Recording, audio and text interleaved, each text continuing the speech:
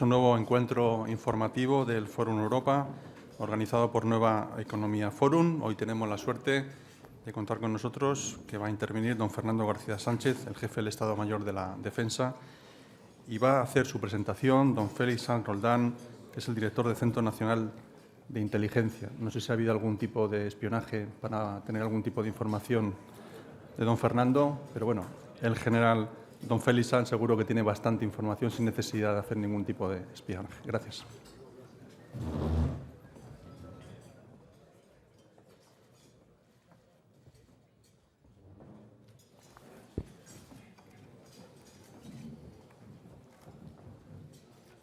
Buenos días, excelentísimos e ilustrísimos señores, señoras y señores, compañeros, amigos. Buenos días. Me hallo ante ustedes para presentarles al almirante general don Fernando García Sánchez, jefe del Estado Mayor de la Defensa. Y debo decir que no es una cuestión sencilla, pese a que somos amigos y compañeros y hemos servido ambos a España de forma simultánea durante largos periodos de nuestra vida. ¿Por qué es difícil presentar al almirante general García Sánchez? Pues es difícil porque nos encontramos ante una persona extraordinariamente modesta, que solo guarda sus éxitos para sí mismo y que, como mucho, constituyen un asiento más en su hoja de servicios que nunca exhibe. Si necesitan un ejemplo, les diré que hace unos días recurrí a su gabinete para que me enviara su biografía al objeto de documentar esta pequeña presentación. Pues bien, sus más de 42 años de servicio abnegado a España en la Armada se resumen en una biografía de 18 líneas. La resume él en una biografía de 18 líneas, de las que dos son el 30 de enero del año 2010 o 2011, fue nombrado jefe de Estado Mayor de la Defensa. Por tanto, en 16 líneas se resumen 42 años de servicio abnegado a España. Cada 3 años de su carrera no merecen más de una línea en su biografía.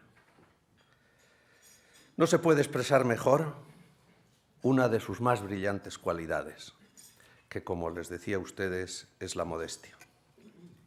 Gracias a mi calidad, como decía el organizador de este encuentro, como director del CNI y, desde luego, usando siempre fuentes abiertas, he podido saber alguna cosa más de él.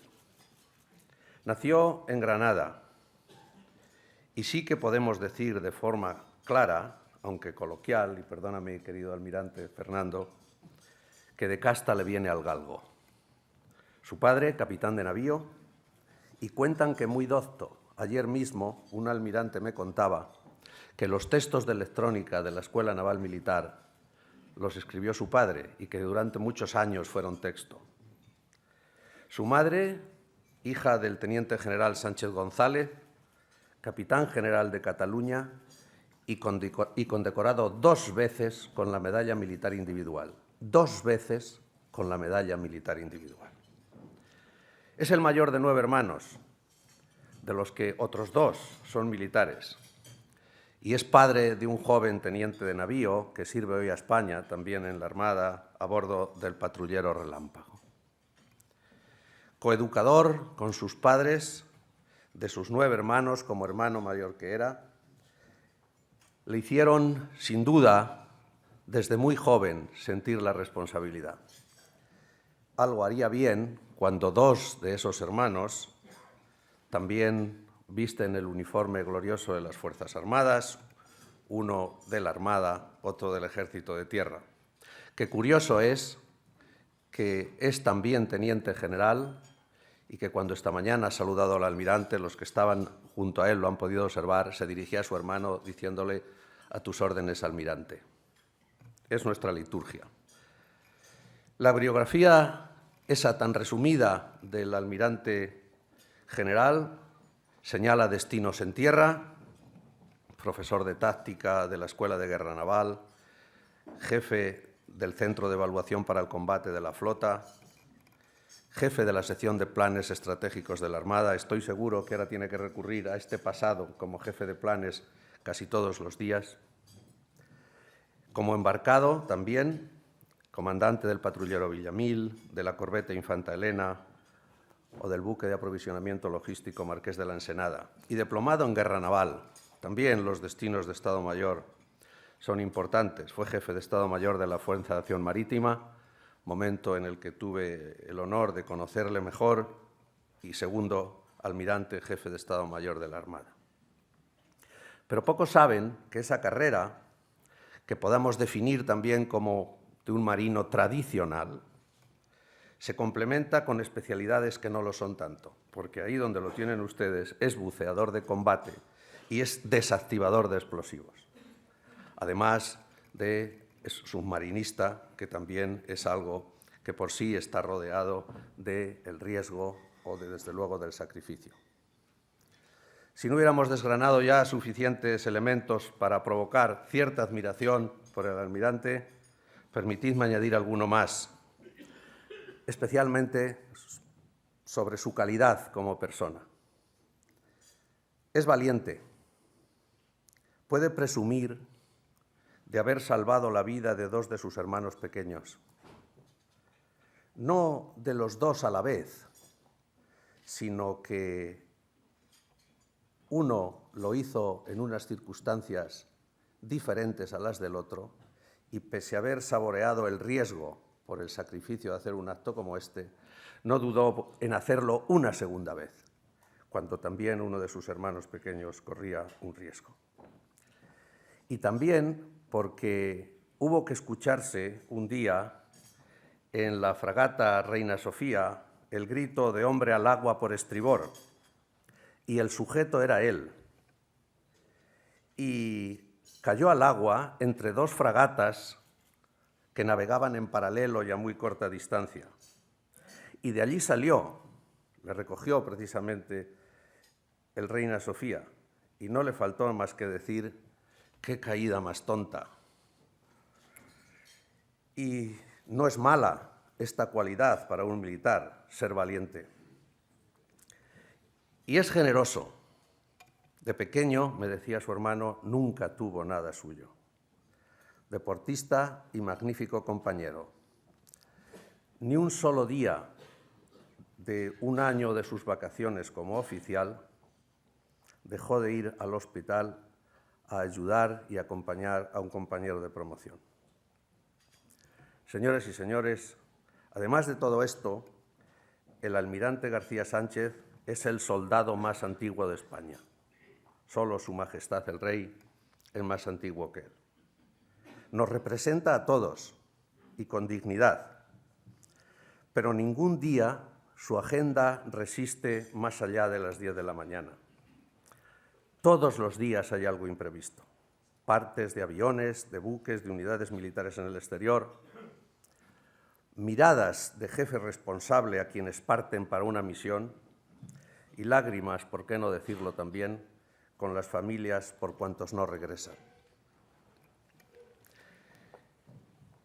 Y desde luego, frente a todo esto, y alguna vez, de vez en cuando, el cornetín de órdenes toca atención general cuando él llega, sus soldados o marineros le presentan armas en los honores que merece, y él sin duda siente un pellizco de legítimo orgullo en el corazón al oír el himno nacional. Vive tiempos muy duros. Ha de hacer, ya lo dijo él, más con menos. Ha de exigir a sus subordinados esfuerzos extraordinarios para mantener la eficacia de las Fuerzas Armadas. Y los mira también todas las mañanas con la esperanza y con la ilusión de que el día que deje el cargo digan de él: ha sido un buen jefe. El almirante sale hoy de la fila para compartir con nosotros una reflexión sobre las Fuerzas Armadas del siglo XXI. Pero después volverá a su despacho y volverá a esa agenda endiablada que les he dicho. Y será, parece que fue así, aunque fue al revés, ejemplo de lo que dijera aquel gran soldado, Calderón de la Barca: aquí de modestias lleno, a los más viejos verás, tratando de serlo más y de parecerlo menos. Calderón definió mejor que ninguno de nosotros al almirante sin saberlo. Muchas gracias y les dejo con él.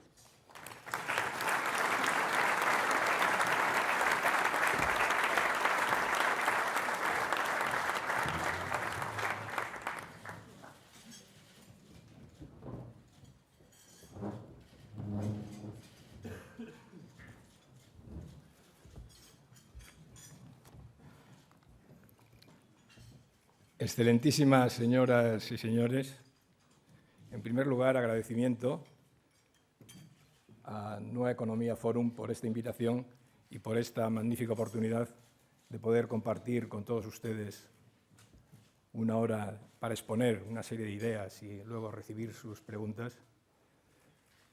Muchas gracias a todos los asistentes, amigos y compañeros, muchos de ellos, y sobre todo agradecer al general Jean Roldán sus elogiosas, exageradas y sobre todo cariñosas palabras.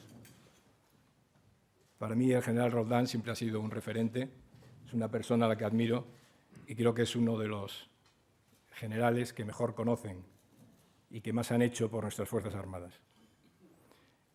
Entrando ya en el tema que nos reúne, he enfocado esta charla para exponerles unas ideas sobre las Fuerzas Armadas del siglo XXI, quizá demasiado pretencioso el título, porque en estos momentos quizá solo podamos hablar de las Fuerzas Armadas del primer cuarto del siglo XXI, y no sé si todavía seremos demasiado ambiciosos.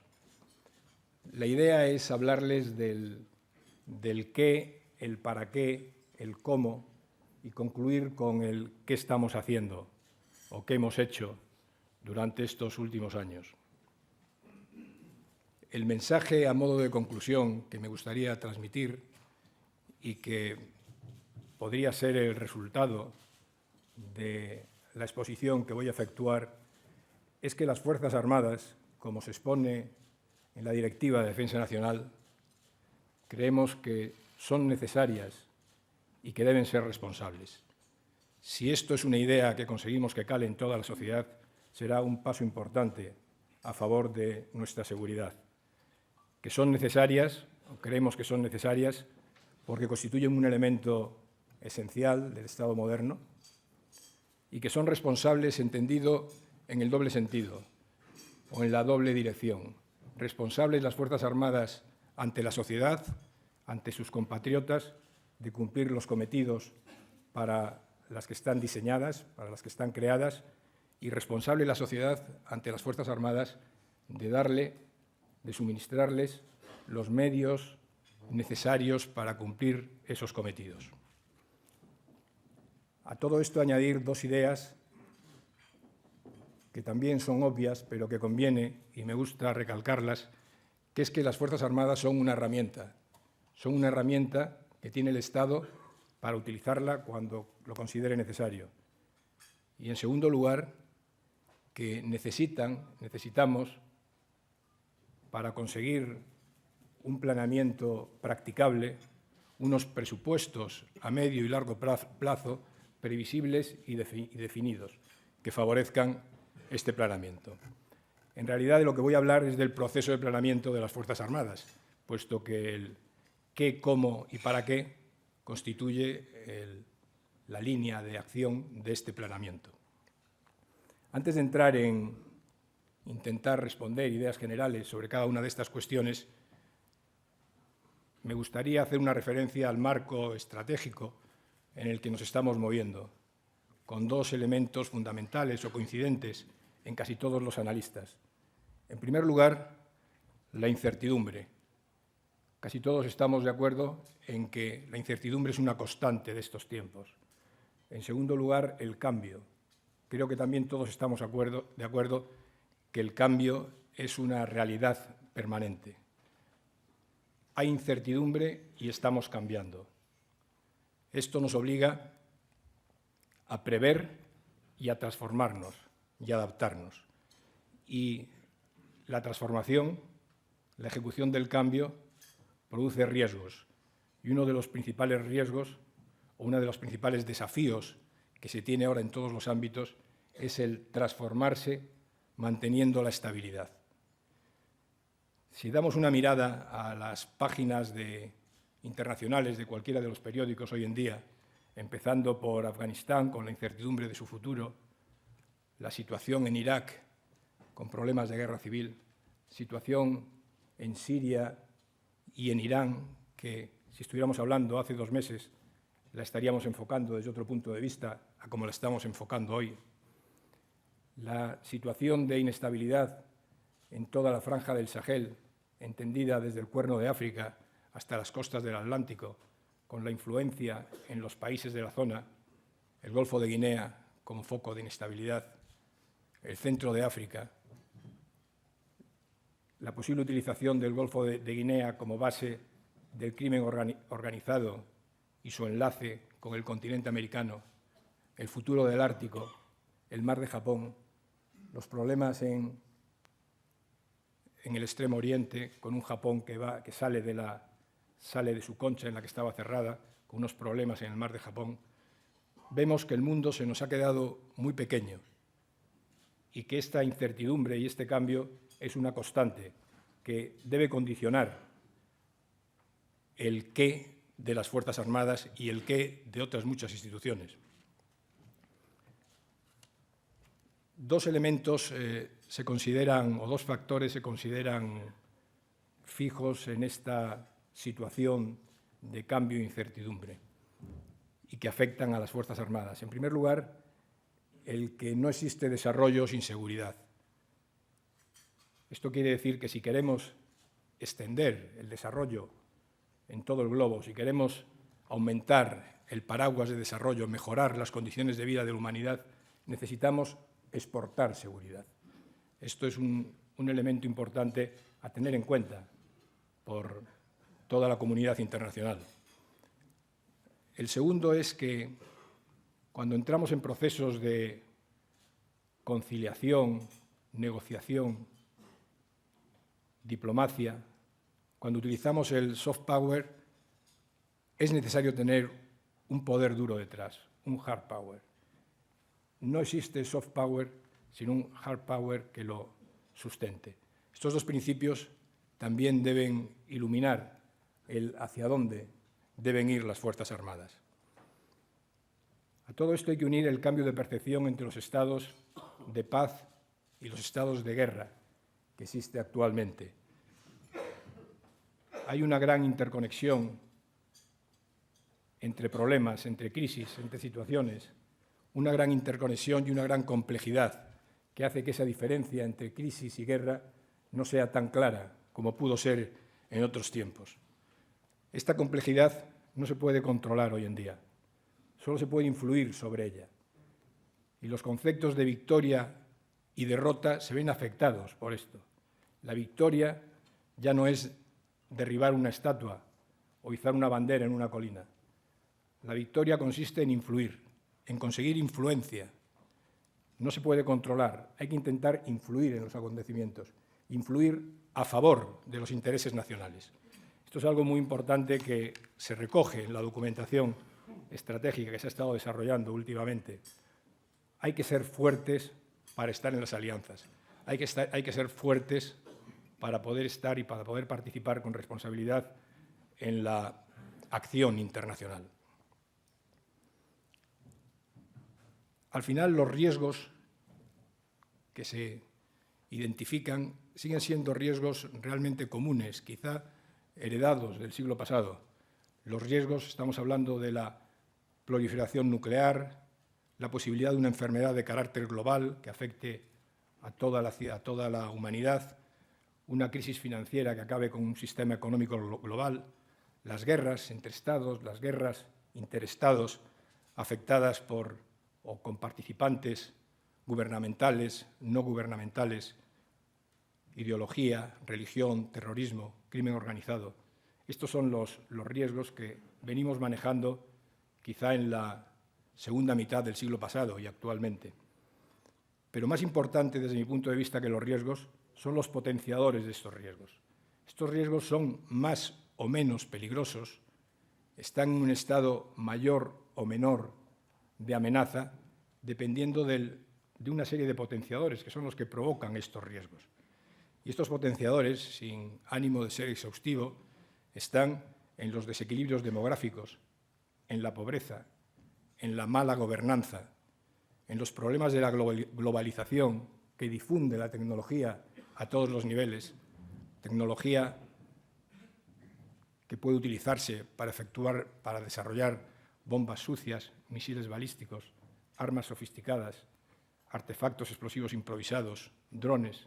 La combinación del dron y del artefacto explosivo puede ser de una importancia tremenda en el futuro. Desajustes entre geografía y nacionalidad, ideologías radicales no democráticas, el cambio climático, todas estas cuestiones, el crimen organizado, todos estos potenciadores de los riesgos son sobre los que se debe actuar para reducir el nivel de amenaza que provocan estos riesgos. Y para cerrar esta visión del escenario, que no cabe duda afecta no solo al futuro desarrollo de las Fuerzas Armadas, sino al de otras instituciones, pero en este caso nos centraremos en las Fuerzas Armadas, existen lo que se llama en jerga anglosajona los Global Commons, los patios comunes, que son espacios donde actualmente existe fricción, existe confrontación, estamos todos sin fronteras y existe una legislación a veces no determinante de la actuación de los actores. Estos Global Commons son el espacio, son la mar, son el ciberespacio y es la información de los medios de comunicación que crean un nuevo espacio de combate actualmente. Y aquí es donde tenemos que empezar a pensar en qué necesitamos para nuestras Fuerzas Armadas. Yo, como puntos iniciales, para ver qué capacidades deberíamos desarrollar, extraería de esta visión estratégica una serie de elementos. Estos elementos están recogidos en la Directiva de Defensa Nacional y básicamente son la cada vez mayor unión entre lo que se ha denominado seguridad y lo que denominamos defensa. La seguridad y la defensa comienza a unirse cada vez más y las zonas grises empiezan a aumentar. Existe un desplazamiento de la defensa hacia la seguridad. En segundo lugar, la aproximación global a los problemas. Hoy en día cualquier problema, cualquier crisis no admite una solución puramente militar, como pudo ser en alguna ocasión, si es que alguna vez ocurrió esto. Las aproximaciones deben ser globales, donde intervienen actores de diferentes facetas. Y por fin, la fortaleza individual. No se puede estar en una alianza, no se puede estar en el mundo, no se puede ser partícipe de la actividad internacional sin tener una fortaleza individual que dé la justificación necesaria para participar en todos estos foros. Dicho esto, los tres elementos que desde mi punto de vista deben iluminar el proceso de transformación de las Fuerzas Armadas, es decir, hacia dónde debemos ir en este movimiento de transformación, en primer lugar son los valores. Los valores es un elemento esencial de las Fuerzas Armadas. Esto no es un elemento de cambio, sino es un elemento de mantenimiento. Unidad, jerarquía y disciplina, tres valores básicos de las Fuerzas Armadas, se deben mantener unidos al espíritu de sacrificio, dedicación, capacidad de combate, valor físico, entrega a nuestros ciudadanos, algo que nuestro cartel, el lema que colocamos en todos nuestros buques, cuarteles y unidades de todo por la patria, resume perfectamente. Este es uno de los elementos, para mí el elemento básico que se debe mantener en todo este proceso de transformación, el mantenimiento de los valores que actualmente tenemos. En segundo lugar, si pensamos en que necesitamos tener fortaleza y capacidad de decisión, si pensamos que las Fuerzas Armadas deben ser algo útil, utilizable, un elemento básico son los sistemas de mando y control. Sistemas de mando y control capaces, sistemas de vigilancia, reconocimiento e inteligencia que nos indiquen lo que va a ocurrir para estar preparados para reaccionar en caso necesario. Sistemas de mando y control que potencian la velocidad de mando, sistemas de mando y control que facilitan la decisión, porque fortaleza sin decisión es una ecuación de resultado nulo. Sistemas de mando y control capaces de hacer utilizable a la fuerza. Y el tercer punto hacia el que debemos ir, y pensando en esa aproximación global a los problemas, es hacia un núcleo de fuerza capaz, lo que denominamos la fuerza conjunta.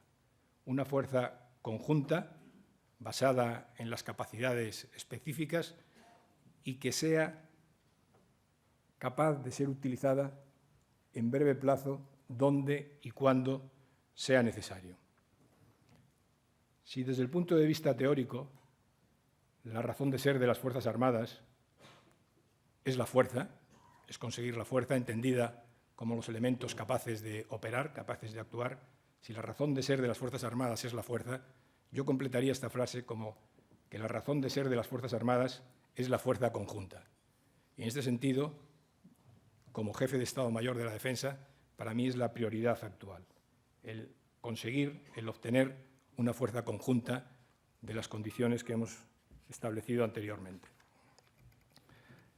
Las características de esta fuerza conjunta son varias y son aceptadas, yo creo, con carácter general, pero quería centrarme solo en una de ellas que se suele denominar como adecuación. O sea, la fuerza conjunta debe ser adecuada y debe estar adecuada a las capacidades específicas que se tienen. La fuerza conjunta no nace de la nada, sino que se basa en las capacidades específicas del Ejército de Tierra, de la Armada y del Ejército del Aire. Con lo cual, si el objetivo es conseguir una fuerza conjunta capaz, alistada, lista para ser utilizada, las capacidades específicas tienen que desarrollarse para apoyar este concepto de fuerza conjunta.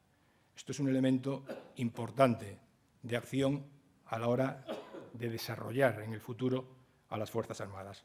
Otras características son la alta calidad de personal, la necesidad de alta calidad de material, la versatilidad, el carácter expedicionario, la adaptación, capacidad de adaptación y resiliencia. Todas estas son características generales en las que no me voy a extender. Bajando a un nivel más táctico, después de establecidos estos tres puntos generales hacia los que debemos de ir, aparecen una serie de capacidades más concretas que tenemos que desarrollar o que tenemos que impulsar para conseguir este objetivo de fuerza. La primera, si hemos dicho que los valores lo consideramos lo más importante, es la educación.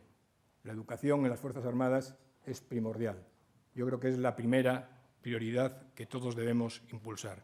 Educación con dos conceptos importantes que tenemos que transmitir, unidos al mantenimiento de los valores tradicionales de las Fuerzas Armadas. Unidad de esfuerzo e iniciativa.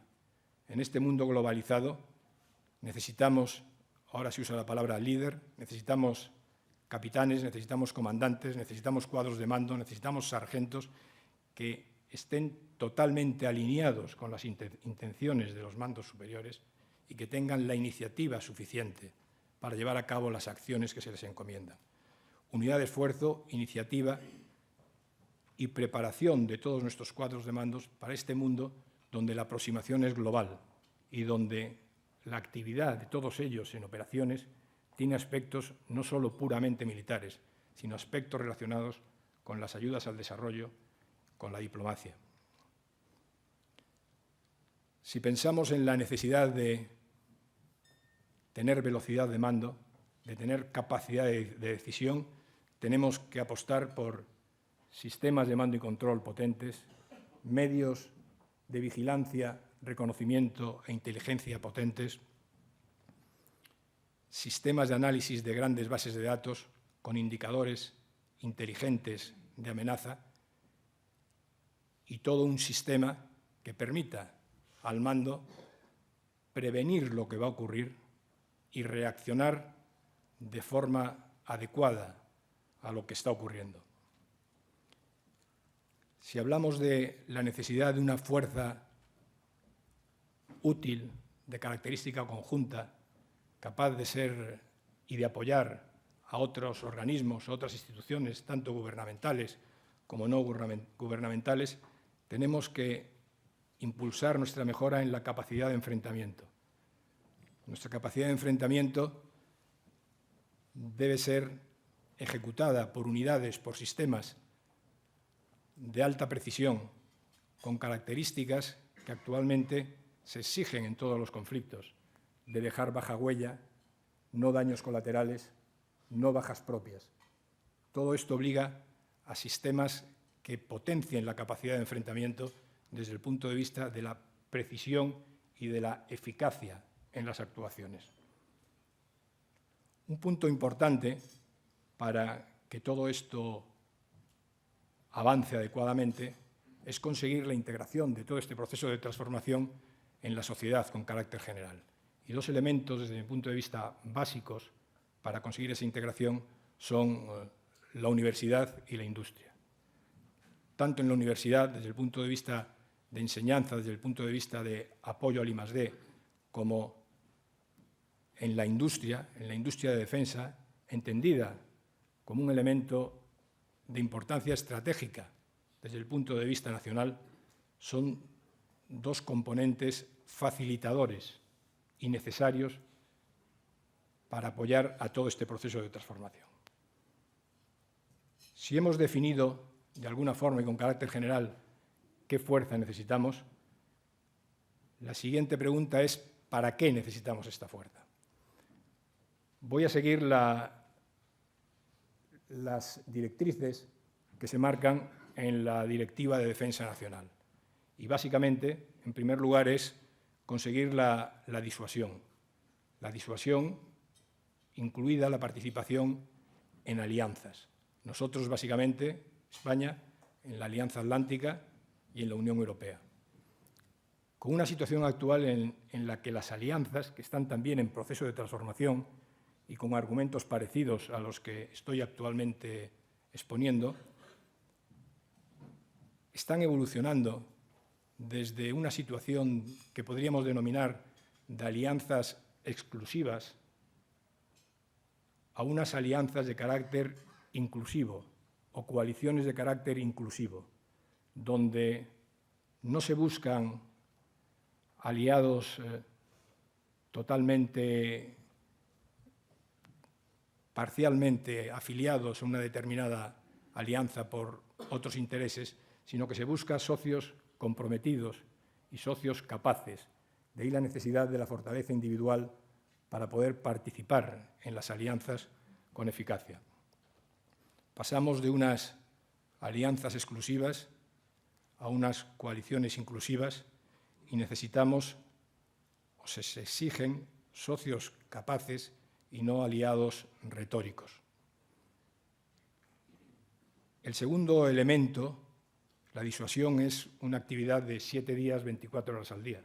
El segundo elemento del para qué las Fuerzas Armadas es para la vigilancia de nuestras zonas de interés nacional, de nuestro territorio nacional. Vigilancia en los espacios que anteriormente especifiqué, en tierra, mar, aire, ciberespacio, medios de comunicación. Todo esto tiene que dar lugar a estrategias de segundo nivel, estrategia marítima, estrategia de ciberdefensa, estrategia de comunicaciones. Este es el mundo en el que nos estamos moviendo ya, no en el que nos vamos a mover. Esto también es 7 días, 24 horas al día, y lo hacen las Fuerzas Armadas. El siguiente es apoyar la acción del Estado, tanto desde el punto de vista de la acción exterior como desde el punto de vista de la acción del Estado en apoyo de la seguridad. Esto también las Fuerzas Armadas están listas y ejecutándolo 7 días, 24 horas. Esto sería el núcleo del para qué permanente de las Fuerzas Armadas. Y luego viene un para qué de contingencia, que es la capacidad de despliegue, la capacidad de proyección de la fuerza, la capacidad de colaborar con la sociedad internacional en los procesos de estabilización general o de carácter global. Básicamente, esto es el para qué de las Fuerzas Armadas. Y cuando acometemos cualquier misión, cualquier cometido dentro de este marco, nos encontramos con unos tipos de operaciones que son los que estamos haciendo. No es hablar de futuro, es hablar de presente, donde, como decía antes, nuestros cuadros de mando tienen que enfrentarse a las famosas 3Ds.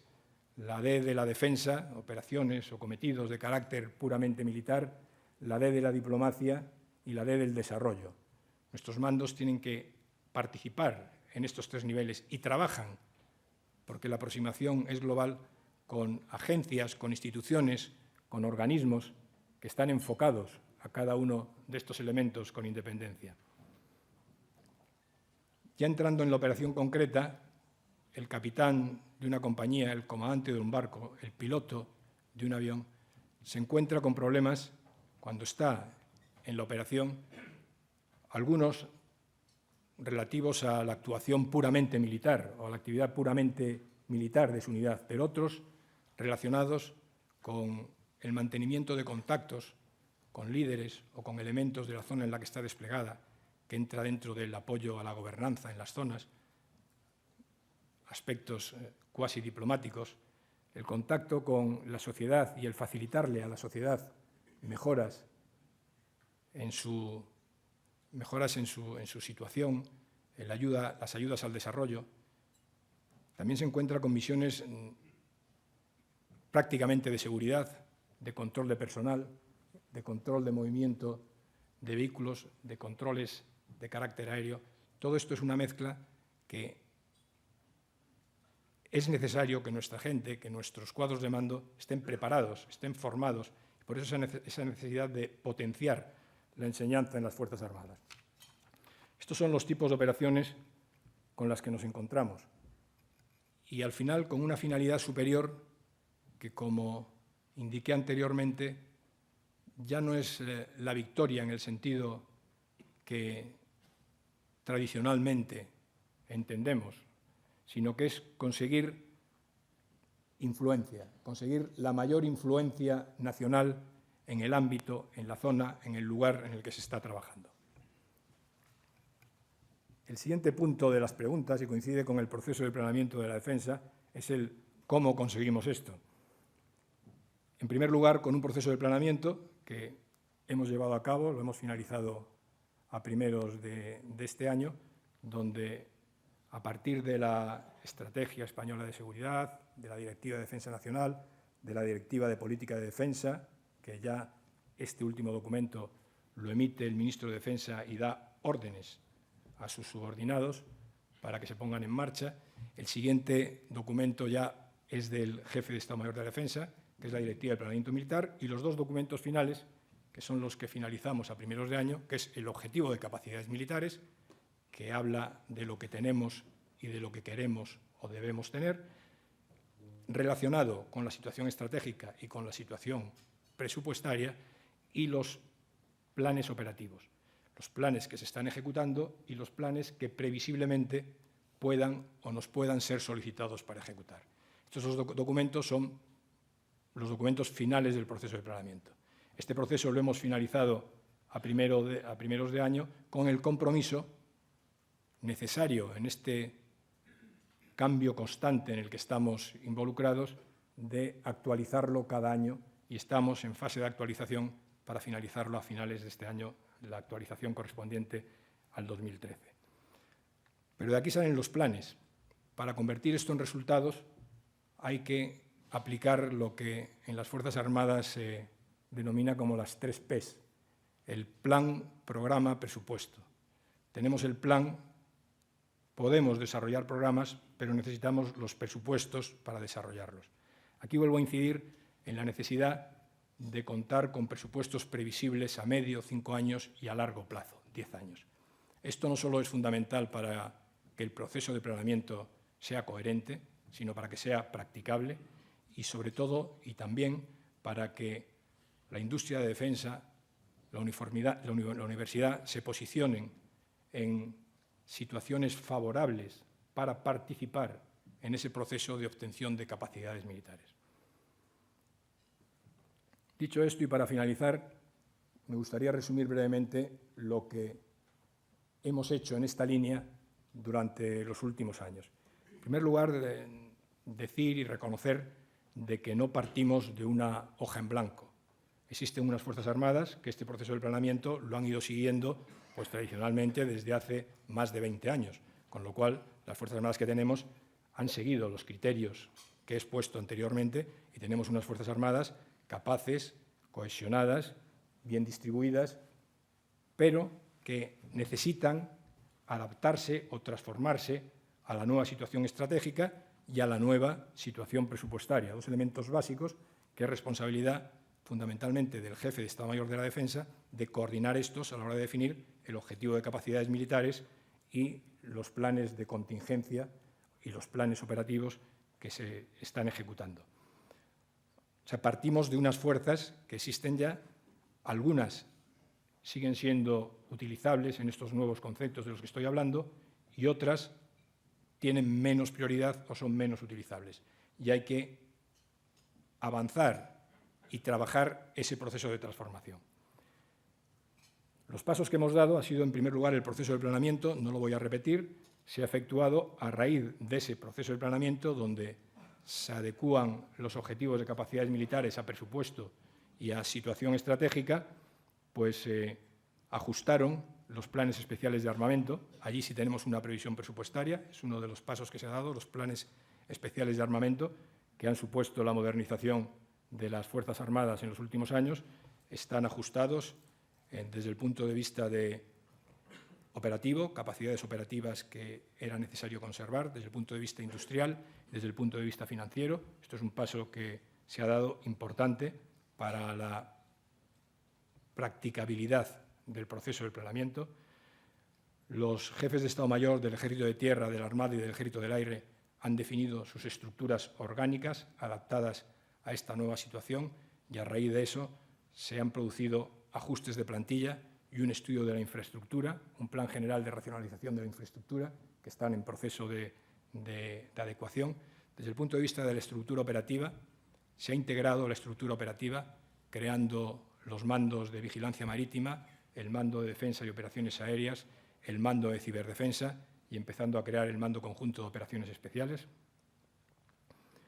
Y por otro lado, se está reforzando lo conjunto, aumentando las capacidades del Estado Mayor de la Defensa en el sentido de contar fundamentalmente con un mando de las Fuerzas Armadas desde el punto de vista de sistemas de información, punto de vista TIC o CIS, como decimos en las Fuerzas Armadas, y un mando de sanidad operativa integrado también en el Estado Mayor de la Defensa.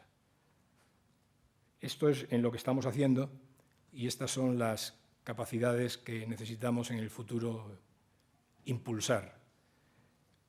Como corolario de todo esto, yo diría solamente que tenemos que asegurar, desde mi punto de vista, un proceso de transformación rápido. Como decía la reina de corazones y escribía el ministro de Defensa en la revista de Exteriores, en el último número, dedicado a la defensa, si quieres permanecer donde estás, tendrás que transformarte lo más rápido que puedas. Si quieres mejorar, tendrás que hacerlo al doble de velocidad. Ese es el reto que tenemos ahora.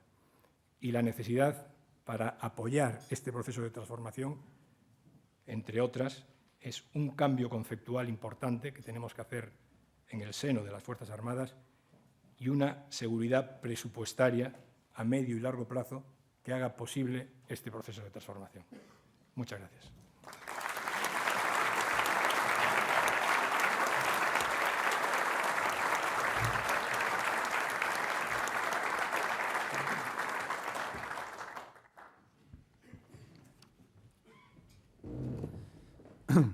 Muchísimas gracias, almirante. Como se pueden imaginar, la mayoría de las preguntas están relacionadas con un tema. Yo tendré que hacérselo porque si no mis compañeros me dirían que no preguntamos de lo que tenemos que preguntar hoy. Así que es casi una pregunta ambidiestra o a los dos, en la medida que el general quiera intervenir. Así que, si me lo permiten, hay una primera parte dedicada a los espías. Vamos. Señor San Roldán, en primer lugar, ayer el presidente del Gobierno anunció que usted iba a ir al Congreso de los Diputados. ¿Tiene ya fecha para esa asistencia al Congreso? El miércoles a las 9 de la mañana. Miércoles a las 9 de la mañana. Próximo miércoles a las 9 de la mañana. Muy bien. Manuel Ángel Gómez Izaguirre, de la cadena COPE, le pregunta: ¿hay una colaboración leal entre los servicios de información de las Fuerzas Armadas de España y la de Estados Unidos? Mire usted, yo le agradezco mucho que quiera satisfacer la curiosidad de los periodistas, pero yo no la voy a satisfacer en este foro. Muchas gracias. Muy bien. Bueno, pues entonces es que la mitad de las preguntas se me quedan fuera. Necesito que me hagáis más preguntas, porque si no... no sé, por ejemplo, una de Juan Rubiales, no sé si puede intervenir también el almirante, dice Juan Rubiales de Antena 3, dice: ¿tiene sentido la fuerza conjunta si está contaminada por el espionaje? Sí, puedes hablar. Sí. Bueno, sobre el tema de espionaje yo voy a dar mi punto de vista, que no voy a aportar nada nuevo porque todos ustedes están al cabo de la calle de lo que se ha publicado en la prensa y de las diferentes opciones que el Gobierno y el Poder Judicial han tomado sobre el asunto. Yo creo que el tema está bien encaminado. Tenemos aquí encima al general San Roldán, que forma parte del tema este. Yo solo me gustaría, sobre el tema, dos cuestiones relacionadas con la presentación que he hecho, pero que no van al fondo de la cuestión o a la curiosidad periodística del momento. Una de ellas es la importancia del ciberespacio, que es una cosa de que cada vez está, y este caso es un ejemplo, ¿no?, de la importancia del ciberespacio. Y la segunda es la importancia de ese cuarto Global Common, que es el mundo de los medios de la comunicación. O sea, cómo los medios de la comunicación manejan la acción no solo nacional, sino internacional. Yo podríamos ir a ver el seguimiento de los medios de comunicación cuando la crisis de Siria, en agosto, cuando ocurre el ataque con gases, y es realmente educativo ver cómo van sucediendo actuaciones y cómo se va informando de los sucesos. Es realmente educativo. Son dos temas, yo creo que muy importantes, de gran importancia ya hoy, por supuesto, en el siglo XXI cada vez más. Dos elementos o dos campos de batalla importantísimos donde vamos a jugar verdaderos combates interesantes. En segundo lugar, a mí me gustaría decir de que Estados Unidos es un aliado. Es un aliado y, bueno, esto es un tema que es importante tenerlo en cuenta. Y luego, desde el punto de vista también de la estrategia de comunicaciones y de la ciberdefensa, la importancia de la seguridad en la información. Algo que en las Fuerzas Armadas se lleva realmente con exigencia. Existen medios, existen sistemas de enlace, existen sistemas de comunicación que no aseguran la confidencialidad. Existen otros que sí lo aseguran. Entonces, en las Fuerzas Armadas hay una responsabilidad tremenda a la hora de usar los seguros para las cuestiones sensibles y los no seguros, no usarlos para cuestiones sensibles. Esto es algo y es una tendencia que se está viendo, no estoy diciendo el futuro, estoy diciendo el presente. Cada vez más se está extendiendo en toda la sociedad la necesidad de valorar estos temas. Son reflexiones que no tienen nada que ver con las preguntas. Pero... No, pero muy interesantes. Ha dicho más que el general, ¿no? Bueno, pero si me permite esta reflexión, ya que hemos entrado en la dinámica, lo que se pregunta el ciudadano tiene dos posiciones, ¿no? Una, que entiende que los servicios secretos tienen que hacer espionaje, pero por otro lado es el derecho de cada uno a no ser espiado, ¿no? Sobre todo los ciudadanos que tenemos todos un móvil, seguro que todos estamos siendo espiados ahora, y puede existir esa posibilidad, ¿no? Es decir, cómo el desamparo que puede haber hacia el ciudadano. Yo completamente de acuerdo en esa preocupación. Creo que es un tema en el que hay que avanzar. A eso me refería cuando esto que en las Fuerzas Armadas tenemos tan claro de líneas que admiten ciertos elementos sensibles y líneas que no lo admiten, el ciudadano o la sociedad tiene que buscar herramientas que aseguren ese derecho a la intimidad, por supuesto. Claro. ¿Y quién pone los límites en este caso? ¿Quién pone los límites? Ese es el gran mundo del ciberespacio y de los medios de comunicación, que es un tema realmente complicado. Son espacios de difícil legislación, de difícil control. Nosotros en la mar estamos acostumbrados a eso también, porque a la mar le pasa lo mismo. Le ha pasado tradicionalmente lo mismo. Es un espacio donde el control es difícil, donde lo mismo se pesca, que se hace contrabando, que se piratea, y es muy difícil controlar esos espacios sin frontera y esos espacios donde todos los actores están trabajando con intereses muy particulares. Es un reto de la sociedad actual. Mi general, ya termino con usted, ya seguro. En su organismo se supone que hay un representante del Tribunal Supremo que decide qué se hace y qué no se hace en su organismo, ¿o no? Sí, en mi gabinete hay un magistrado que se relaciona con el magistrado del Tribunal Supremo designado por el Consejo de Ministros para el control del Centro Nacional de Inteligencia. La razón de que esta persona esté en mi gabinete también en su calidad de magistrado es para presentar en forma adecuada aquellas peticiones que el Centro Nacional de Inteligencia tenga. Pero finalmente quien siempre las autoriza es un magistrado del Tribunal Supremo. Muy bien. En la línea que hablaba de la ciberdefensa, José Valles, de Informativos Telecinco, le dice: situaciones como el posible espionaje del gobierno, dicen, ¿podrían evitarse con una estrategia de seguridad nacional en materia de ciberdefensa? ¿Existen sinergias entre el mundo de la ciberdefensa y el CNI? Para los dos. Bueno, para quien quiera, vamos a contestar.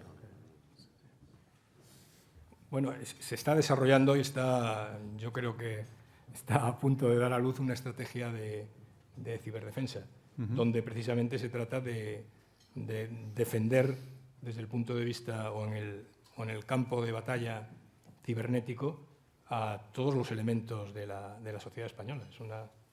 Hay que defender a todos. Y bueno, esa estrategia marcará cometidos, responsabilidades y organización de la ciberdefensa española. Es importante ponerlo en marcha. No es una cosa de las Fuerzas Armadas. Muy bien. Pedro González de Ciun News le dice: ¿cree usted que los drones serían no solo un arma decisiva en la lucha contra el terrorismo, sino también en las posibles guerras del futuro? ¿Va a dotarse España de este tipo de armas? Bueno, el dron ya es un arma decisiva, no es del futuro, sino es del presente. El dron está utilizado y pues mi punto de vista es que como el radar supuso un salto en la táctica naval, terrestre o aérea, el dron ha supuesto un salto tremendo también en la táctica. Nosotros estamos utilizando drones en Afganistán, estamos utilizando drones en nuestras fuerzas destacadas, drones de nivel táctico y de nivel operacional, y habrá que seguir avanzando y se seguirá avanzando en la utilización de drones. Yo creo que es un arma importante desde el punto de vista del reconocimiento y vigilancia, que es como los utilizamos nosotros hasta ahora, y desde el punto de vista de portadores de armas, como se están utilizando por otros países. Usted mencionó antes los presupuestos que tienen que ser previsibles y definidos. ¿Cómo son sus presupuestos para el año 14? Bueno, todos conocen los presupuestos para el año 14, son unos presupuestos...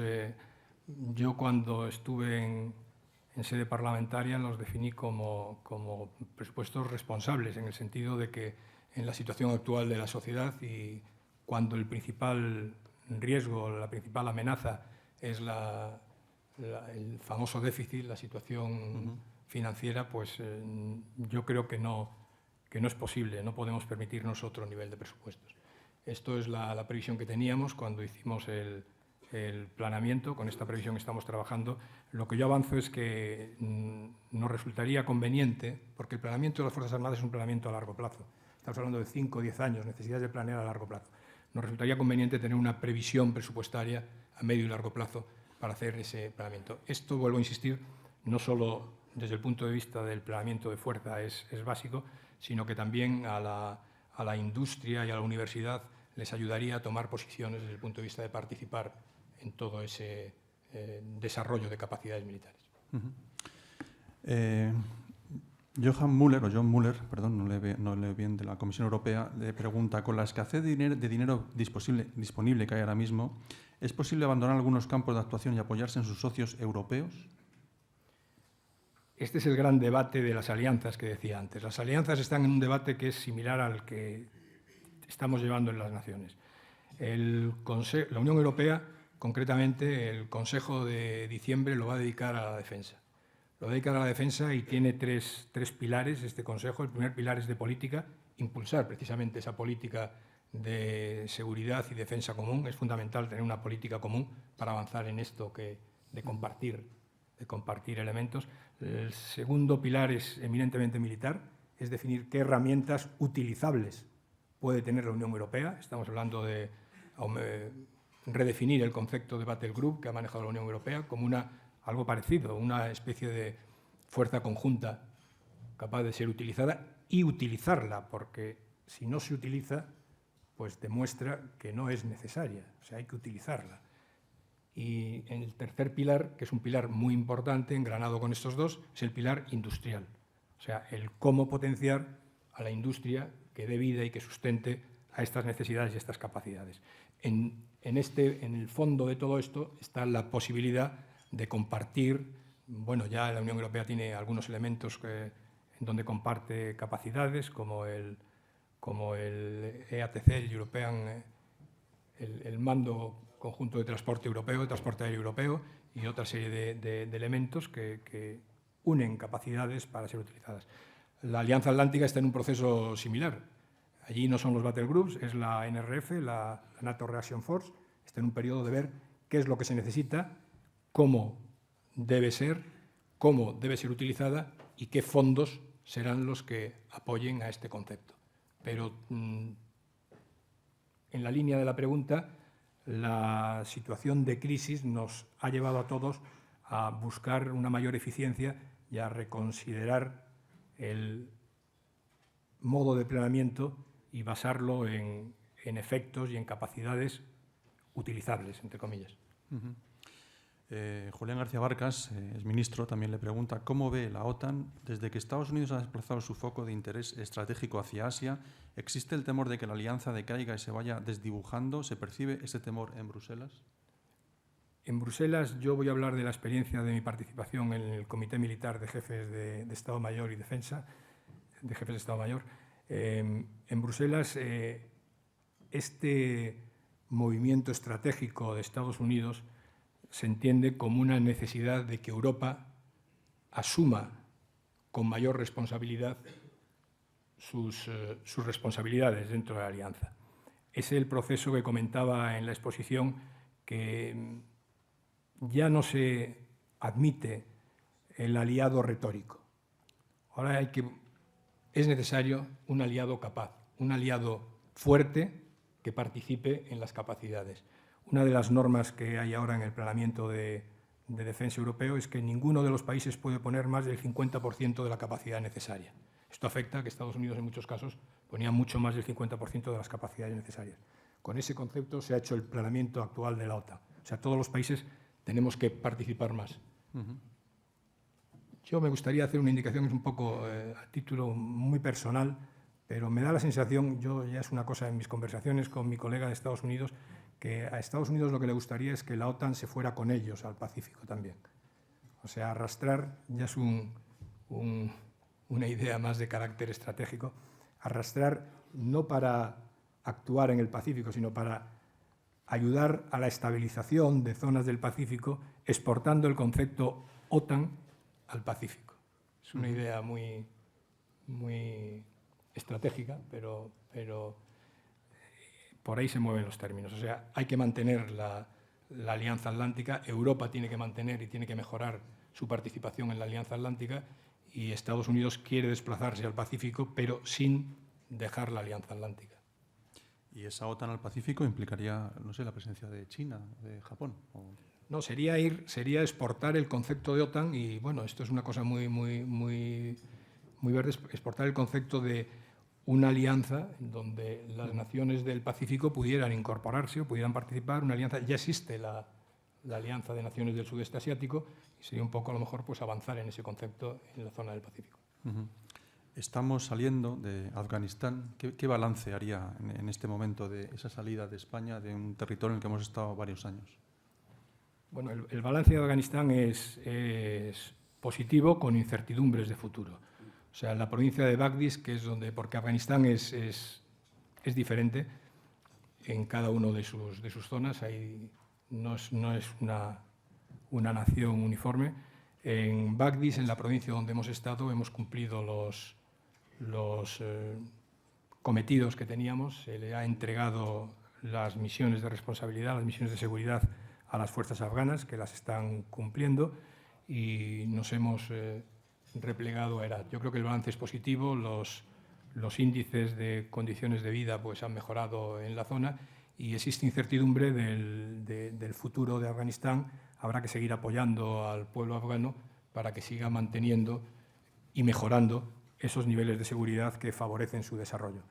Yo quiero resaltar aquí, aunque no esté directamente relacionado con la pregunta, la importancia y la magnífica operación que han desarrollado las Fuerzas Armadas Españolas en la operación de repliegue.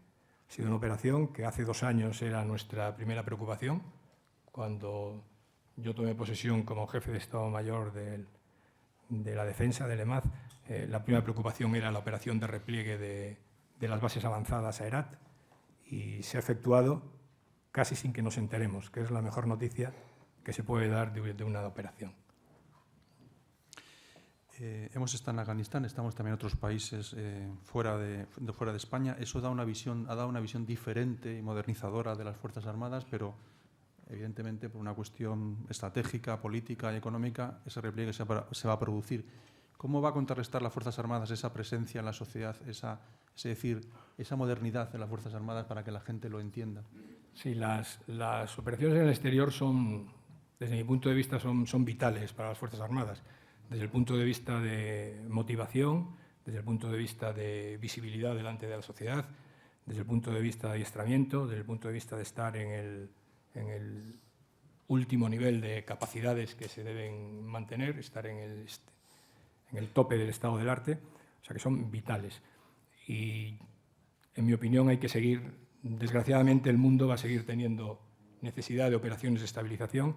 Ahora, como todos saben, el proceso está yendo más a la estabilización, conseguir transformación de una forma estable, o sea, conseguir apoyar la estabilidad en ciertas regiones para evitar llegar a crisis de alta intensidad. En todo este proceso están participando toda la comunidad internacional y España deberá seguir participando. Estamos participando en Mali, formando a las Fuerzas Armadas malienses. Estamos participando en Somalia, formando a las Fuerzas Armadas malienses. Esto es lo que se llama el capacity building o la creación de capacidades, el crear condiciones para que en zonas donde hay estados fallidos pues puedan tener la capacidad de gobernar, la capacidad, lo que decía, de que sin seguridad es imposible el desarrollo. Para facilitar el desarrollo tenemos que dar la seguridad. Yo creo que España tiene que seguir participando en todas estas acciones, actividades y operaciones. Como un ejemplo, bueno, puede ser un poco gráfico del tema, hace unos años, cuando hablábamos de operaciones especiales, las operaciones especiales tienen tres posibilidades de actuación, ¿no? Una se llama acción directa, otra se llama reconocimiento y otra se llama asistencia militar. Hace unos años, cuando hablábamos de operaciones militares, todos pensábamos en la acción directa, pensábamos en el guerrillero que asaltaba el puesto enemigo. Y ahora mismo la prioridad en las operaciones especiales está en la asistencia militar. Todos estos procesos de adiestramiento, de preparación, de formación, de capacidades en zonas de crisis se están llevando a cabo con elementos de operaciones especiales, básicamente, y desarrollando el aspecto de asistencia militar prioritariamente. Y así yo creo que debemos seguir participando, y España deberá seguir participando, como van a seguir participando la Unión Europea y la Alianza Atlántica en este proceso de intentar extender el paraguas de seguridad a lo largo del mundo, ¿no? A lo largo y ancho de este mundo. Ha mencionado Somalia y la zona del Índico, el pirateo, que ahora se ha puesto de fama por una película, Capitán Phillips, no sé si ha visto usted. ¿Esa zona está ya controlada, fuera de peligro, o se mantiene un peligro latente? Las definiciones de victoria y derrota, como decía antes, han cambiado. Es el tema de influencia. Entonces, se ha conseguido el trabajo en el Cuerno de África. La Unión Europea lo pone como un modelo de aproximación global. no solamente estaba la lucha contra la piratería y para mantener el tráfico marítimo en la zona que es la Operación Atalanta, sino que existe un trabajo de una misión que se llama EUCAP Néstor, que está creando las condiciones para crear un sistema de vigilancia marítima o de guardacostas o de vigilancia costera en la zona. Está también una misión que es la misión de entrenamiento, la UTM Somalia, que está formando al ejército somalí. Existen misiones de la Unión Europea que están invirtiendo para el desarrollo de la zona. Existe una misión de la Unión Europea dedicada a desarrollar el poder judicial y la Constitución ha desarrollado la Constitución de Somalia. Quiere decir que es una aproximación global donde hay diferentes elementos que apoyan a la gobernabilidad de la zona. La Unión Europea la pone como ejemplo de cómo enfrentarse a una crisis de este tipo. Efectivamente, la misión contra la piratería, pues hemos pasado de unos años donde teníamos 40 barcos secuestrados y de orden de 500 o 600 rehenes, a que ahora mismo no hay ningún barco secuestrado, hay uno pero está varado y hay una 50 de rehenes. O sea, la misión desde ese punto de vista es un éxito. O sea, se ha conseguido influir positivamente en la gobernanza de la zona. La cuestión es que la impresión que tenemos y el punto de vista de todos los países y de la Unión Europea participantes es que hay que seguir manteniendo esa presión para que los otros pivotes de la gobernanza, la formación de las Fuerzas Armadas, la formación o la constitución de un Estado que sea capaz de gobernar, enseñanza, sanidad, justicia, pues se siga manteniendo. Que si se quita uno de estos puntales del toldo que estamos tendiendo, pues se puede derrumbar todo el toldo. Entonces, siendo una, entre comillas, victoria, la Operación Atalanta es una operación que creemos que tenemos que seguir manteniendo para seguir evolucionando en darle seguridad al Cuerno de África. Julio Vidal, del Club Internacional de Prensa, dice: está demostrado que la mujer consigue iguales o mejores calificaciones en la universidad. ¿Por qué no participa más en la vida militar moderna? Bueno, la mujer en las Fuerzas Armadas Españolas es modélica, o sea, puede hacer todo lo que quiera. O sea, la mujer no tiene ninguna limitación en las Fuerzas Armadas Españolas y están todas las que quieren estar y están donde quieren y pueden estar de acuerdo con sus capacidades. Hay datos concretos primero de participación de la mujer y luego hay un dato curioso, no sé si es muy significativo, pero en marinería y tropa las Fuerzas Armadas pues tienen un contrato temporal y luego pues pueden tener un contrato permanente, ¿no? Es cierto que la mayoría de los soldados y marineros pues optan por el contrato permanente, pero dentro de esa mayoría las mujeres son un 4% más las que quieren seguir en las Fuerzas Armadas que los hombres. Es un dato de que, bueno, pues las Fuerzas Armadas es una opción profesional, es una opción vocacional fundamentalmente, porque el espíritu de sacrificio y la dedicación es muy duro, no solo para la mujer, sino para el hombre también. La conciliación familiar es un problema, pero a pesar de eso, la mujer lo asume, lo acepta y tenemos unas Fuerzas Armadas en que la igualdad es total. Usted lo ha mencionado en su discurso, ha hablado del terrorismo. ¿El islamismo y el terrorismo, esa mezcla, es quizá una de las mayores preocupaciones que podamos tener en los próximos años? Bueno, el yihadismo es una preocupación que tenemos ahora y yo las últimas informaciones que leo de los estrategas es que piensan que en unos 5 o 10 años pues disminuirá, francamente. Pero bueno, estas cosas, nadie tiene la bola de cristal de estos temas, pero no cabe duda que ahora es un problema candente. ¿Algún día se cumplirá o se realizará una ley de secretos oficiales? Está mirando para todos lados, señor Roldán. Yo creo que eso está en marcha, todo eso. ¿Quiere añadir algo, general? ¿O no? Vale. Bueno, ya estamos terminando y hay una pregunta, no sé si la esperaban, pero me imagino que sí, pero que la preguntan varias personas y tengo que hacérsela, que es ¿cómo contempla hoy el Ejército el espíritu secesionista de Cataluña? Lo que está produciendo. Bueno, yo como esperaba la pregunta me voy con la respuesta también. Entonces, decir que es un problema político en el que, por supuesto, yo no puedo ni debo opinar ni entrar y es un problema político que todos ustedes están al cabo de la calle de en qué términos se encuentra actualmente. Bueno, pues muchísimas gracias a los dos, de verdad. Muchas gracias por estar aquí. Para cerrar este acto tiene la palabra don José Folgado, presidente de Red Eléctrica. Buenos días. Es para nosotros los patrocinadores, SISA, BT y Red Eléctrica, un grandísimo honor contar hoy con la presencia del almirante jefe del Estado Mayor de la Defensa, don Fernando García. Vaya por delante, por supuesto, nuestra felicitación, nuestro agradecimiento por esta brillante intervención. Decía el almirante, preguntándole sobre los presupuestos, que cómo calificaba los presupuestos para el próximo año. Los calificó de responsables. Esto, permítame esta licencia, me retrotrajo a la etapa en la que yo estuve de secretario de Estado de Presupuestos entre 1996 y 2000. Penuria presupuestaria para poder entrar en el euro. Pero yo creo que la grandeza en la gestión política está precisamente en buscar fórmulas para compaginar esa penuria presupuestaria con las acciones que hay que llevar a cabo. Y recuerdo entonces que llevamos a cabo la instrumentación presupuestaria de iniciativas como las fragatas F-100, el Eurofighter 2000, el Leopard y la propia profesionalización del Ejército. Naturalmente, yo tenía enfrente de contraparte como secretario de Estado don Pedro Morenés, secretario de Estado de Defensa, actual ministro, y también un ministro entonces aquí presente, don Eduardo Serra. Por cierto, cuento la anécdota que don Eduardo Serra me dice: tú eres de ascendencia militar o tus familiares, no sé si él se lo recordará. Y yo le dije, no tengo ningún familiar, ni cercano ni lejano, que esté en el ejército. Pero uno en la vida va aprendiendo a saber cuáles son las cosas importantes en la ordenación de la sociedad y de la convivencia.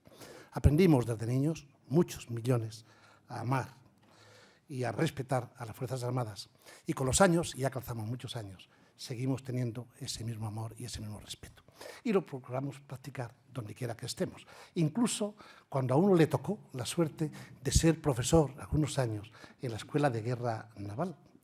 Y mira por dónde, pues aquí hay un alumno, entonces, aquella Escuela de Guerra Naval, que es nuestro almirante, ¿no? Que me lo recordaba hace unos minutos antes de entrar. Yo no sé si aquellos alumnos aprobaron a este humilde profesor. Lo que sí les digo a todos ustedes es que aquellos alumnos eran todos de matrícula de honor. Quiero agradecer también, naturalmente, la intervención, ¿verdad?, del presentador, don Félix Sanz, y la presencia de todos ustedes aquí en este desayuno. Muchas gracias.